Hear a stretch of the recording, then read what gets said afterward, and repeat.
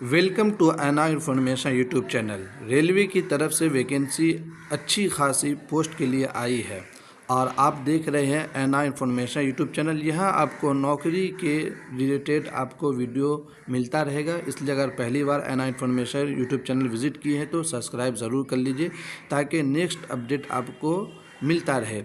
चलिए मैं बात कर रहा हूँ रेलवे के। ये गवर्नमेंट ऑफ इंडिया की तरफ से वैकेंसी आई है। वैकेंसी जो आई है 5349 पोस्ट के लिए वैकेंसी आई है। और क्या इसमें सैलरी रहने वाली है, कौन लोग अप्लाई कर सकते हैं, फुल डिटेल हम कवर करेंगे। इसके लिए मैं नोटिफिकेशन का जो वो पीडीएफ है उसको मैं ओपन किया हूँ। सबसे पहले मैं डेट देख लेता हूँ कब इसका लास्ट डेट है। लास्ट डेट की अगर हम बात करें तो यहाँ क्लोजिंग डेट एंड टाइम देख सकते हैं 23 मार्च 2026 तक, वो भी शाम के 5 बजे तक आप अप्लाई कर सकते हैं। मेरे ख्याल से आप लोग 22 या 21 मार्च तक अप्लाई कीजिए ताकि लास्ट वाले जो डे होते हैं उसमें वेबसाइट स्लो चलना शुरू हो जाता है। इसके बाद अगर हम बात करें पे स्केल के, इसलिए कि सबसे पहले लोग पूछते हैं कि कितनी सैलरी रहेगी, तो लेवल 1 है। लेवल 1 पे स्केल यानी 18,000 ये बेसिक रहने वाला है। इन हैंड आपको कितना मिलने वाला है वो भी मैं आपको दिखा देता हूँ। गूगल में अगर आप सर्च करेंगे तो लेवल 1 ग्रेड पे जो है 1800 है, 7वां वेतन का। इन हैंड जो आपका इसमें HR भी मिलेगा। HR का मतलब होता है हाउस रेंट, ठीक है। और उसके बाद DA भी मिलेगा। DA का मतलब होता है महंगाई भत्ता, अपने लैंग्वेज में ये समझो। इसमें ट्रांसपोर्ट का भी अलाउंस मिलेगा, TA भी मिलेगा।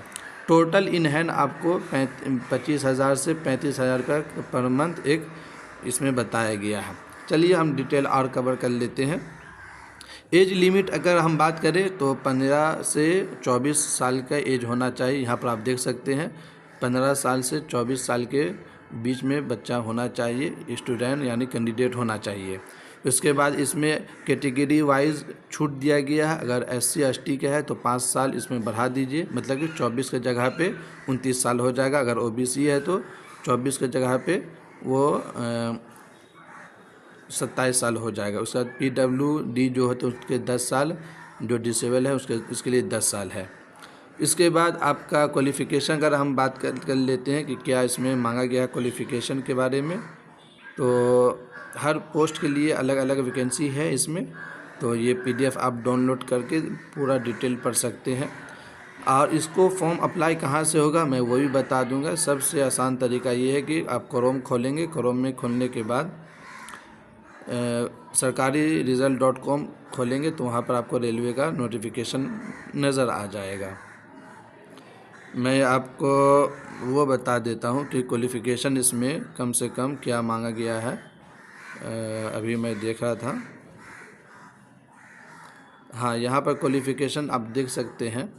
यहाँ पर मैट्रिक यानी 10 पास अंडर 12 एग्ज़ामिनेशन सिस्टम एवन होना चाहिए, मतलब कि 12 का एग्ज़ाम कम से कम पास हो या फिर एग्ज़ाम दे रहा हो, ये चीज़ होना चाहिए इसमें। और मैट्रिक पास होना चाहिए 50% मार्क्स से। कोई भी आपका बोर्ड हो या बिहार बोर्ड हो, CBSE बोर्ड हो या फिर मदरसा बोर्ड हो, उससे कोई मतलब नहीं है।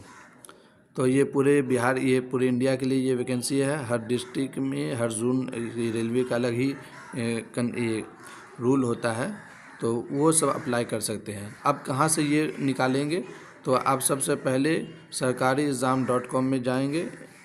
sarkariexam.com, ये देखिए sarkariresult.com को ओपन जैसे करेंगे तो यहाँ पर आप देख सकते हैं RC, इसको क्लिक करेंगे। इसको क्लिक करने के बाद आपके सामने इस तरह का नोटिफिकेशन खुलकर आ जाएगा।